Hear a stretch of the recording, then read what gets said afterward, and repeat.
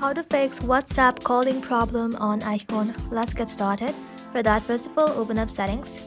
Inside here, scroll below, tap on general, tap on iPhone storage, and just like that, scroll below, tap on WhatsApp. Inside here, you will be able to find upload app, tap onto it, then tap on upload app again.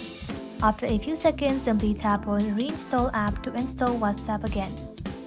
Now, next option is to disable VPN. Inside settings, you need to simply tap on general, scroll below, tap on VPN and device management, and make sure no VPN is currently connected because VPN can sometimes interfere with WhatsApp calls. Now head back to your home screen, open up App Store. In the search bar, you can simply search for WhatsApp.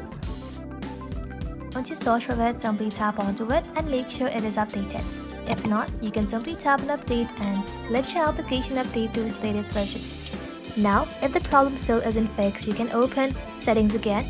Inside general, simply tap on transfer or reset iPhone, then tap on reset, then select reset network settings.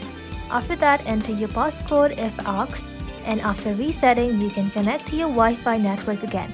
That's it. Thank you all for watching. If this video was helpful, consider subscribing to our channel